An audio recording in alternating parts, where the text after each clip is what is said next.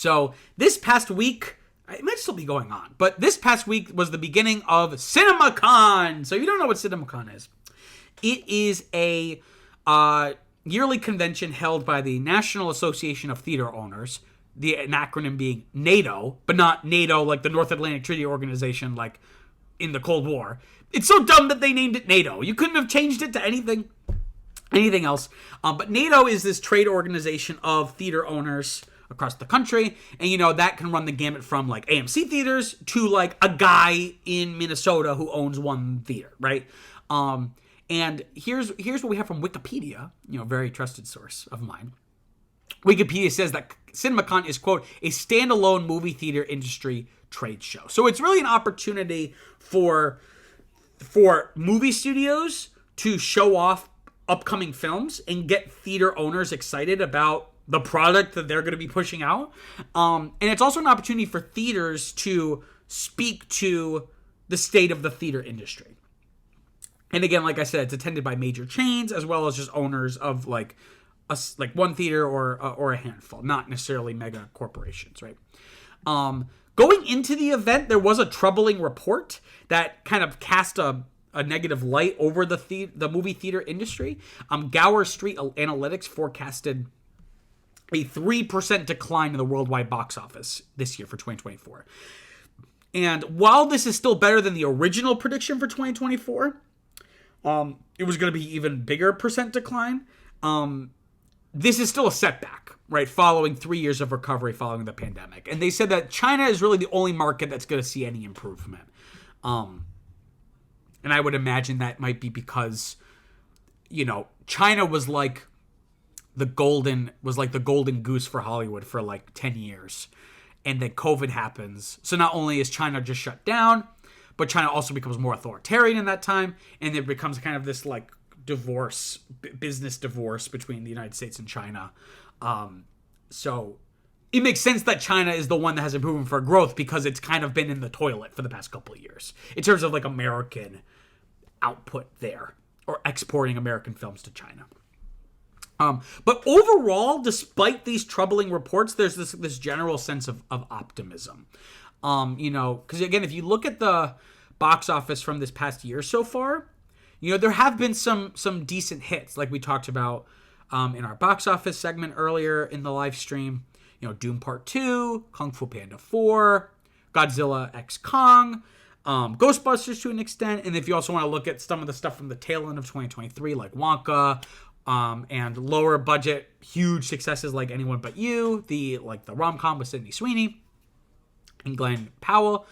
So there is like a sense of optimism. And Deadline notes that studios and their parent companies are starting to remember the value of an exclusive theatrical window, right? So, for most of cinema's life, a movie would debut in theaters and it would be months until it appeared on any kind of home media or like you could digitally buy it or rent it or anything like that, right?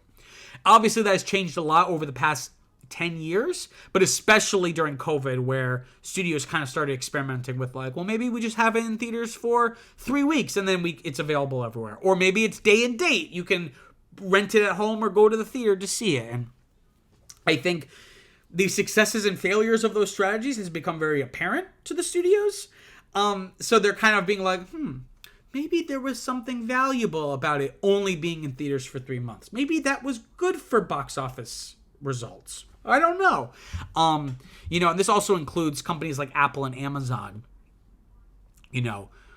which, have every incentive like Netflix to just send their movies straight to their respective streaming services. But Amazon especially, for the past like decade or so, has had a good track record of releasing their films in theaters. Even if they were like a limited release, like still at least getting them on screens. Whereas most Netflix films never leave your living room.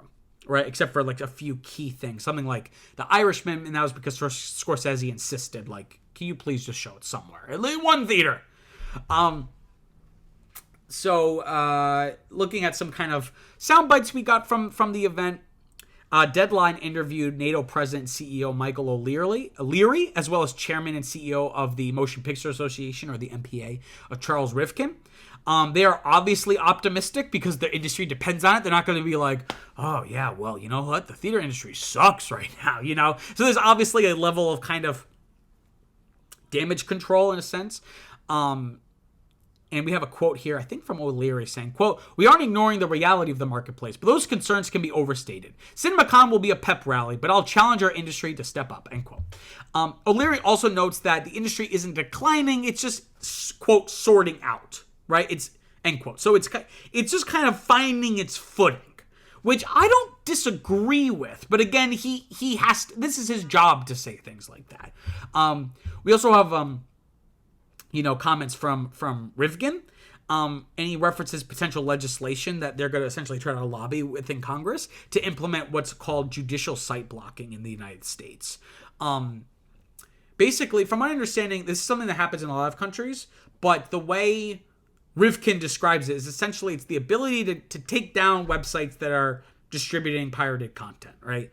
And his analogy was like, if someone opened up a store in the middle of a street selling illegal goods, that would be shut down immediately. So why do we allow it on the internet? And there's some truth to that, right?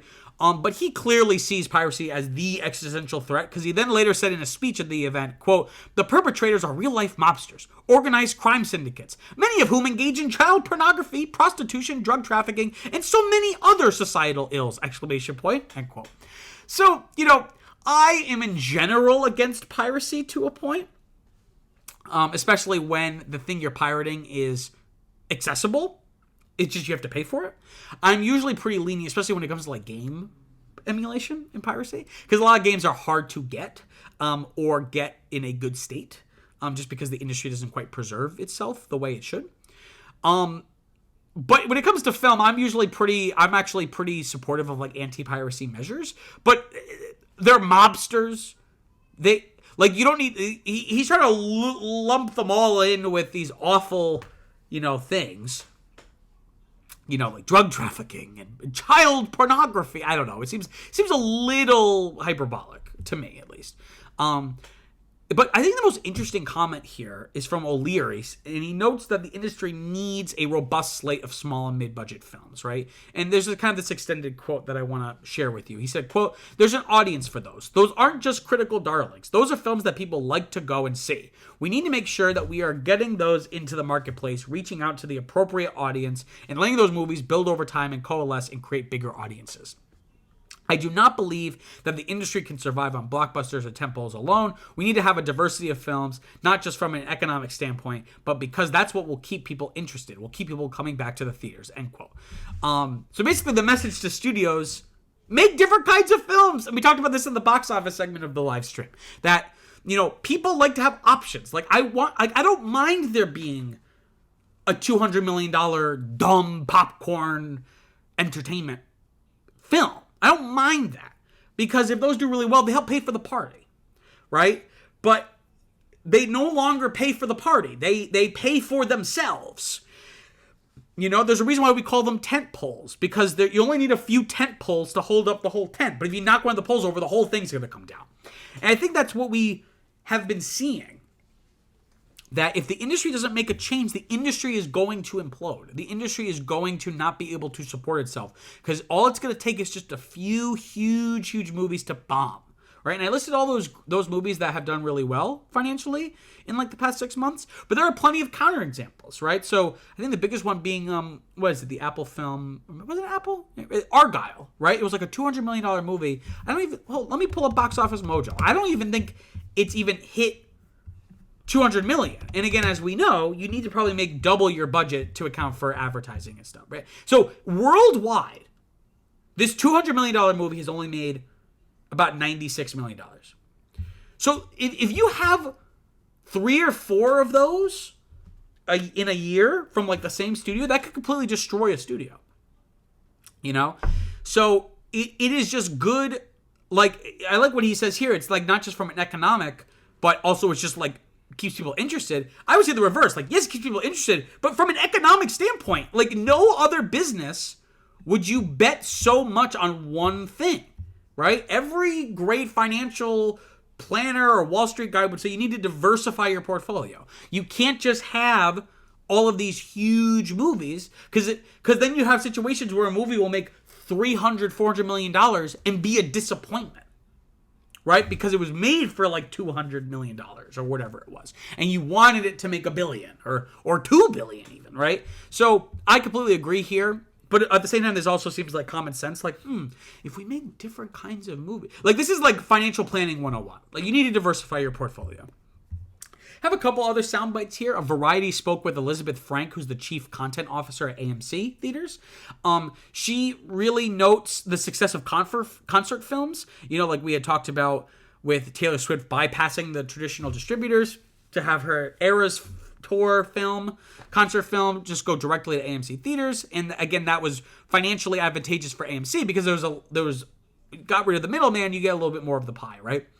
And it shows that the answer isn't necessarily to have more concert films. The answer is the industry needs to be more open to experimentation and open to unorthodox release models and distribution methods, right? She also comments on theaters being much more involved with marketing of the films that they're showing. And she says, here's quote, "If you think way back, the studios did 100% of marketing. It was up to the theaters to just open the box office and collect cash. We've moved light years beyond that," end quote. So places like AMC have taken a larger role in actually trying to advertise these films and get people to come to the theaters. Whereas I guess back in the day, it was really just like, we're going to show this movie that you've already heard about. She also mentions the popcorn bucket. So this has become infamous. The collectible popcorn buckets. Me and Viviana got one. It was just a big Teenage Mutant Ninja Turtles tub. There was no toy element to it. It was really just a big metal bucket that had like Ninja Turtles decal on it, right? But now some of them are really intricate. And then the one that really broke the internet was the Dune popcorn bucket, because it's so silly that a movie like Dune has a popcorn bucket, but it's like of a sandworm, and people immediately made it sexual. And SNL did a sketch about it. But Elizabeth Frank here from AMC comments on the popcorn bucket as a revenue generating strategy, saying, quote, "Some fans are collectors. There's another group of people who are specific film fans buying 3 different Ghostbusters products. It's all a mix. It's a material part of our food and beverage business, but it's not the majority of it. It also makes the movies more fun. It's like going home from a concert with a t-shirt. There's a lot of creative energy from it," end quote. I think that's true to a point. You know, like there is something kind of fun about getting it, but it, again, just the Dune one just kind of, I think, made people be like, all of these are just really silly and dumb. But again, the kind of prevailing sentiment seems to be that the big issue facing theaters is just a lack of content, right? Again, that's because of the strikes, disrupting the production flow and the release schedule, but also, again, what I just went on a whole rant about, that there's just less films and each one is more expensive, right? So theaters just want more movies. Just give us more content. And I think I read a quote, and I didn't write it down here, but one of the theaters was like, make more content and let us decide what we think it like let us be involved in making some of these films a success. You know what I mean? If you give us good content, we will play it for longer, right? Let's see here. O'Leary also kind of pleaded with Wall Street to invest more money in the industry. Again, because that's a big issue, like just needing capital. Another comment here, AMC says that they closed 169 theaters, but it opened 60 new ones. So not as many as they closed, but CEO Adam Aron said, quote, "The gross tripled in the new theaters over the 169 we closed. 60 that opened are $100 million more profitable than ones we closed." So they're closing down theaters, which is a shame, but it seems like the individual theaters are performing better, right? So I think that's a natural thing that you see in any industry and business, is that sometimes it gets a little oversaturated, so it needs to kind of prune itself.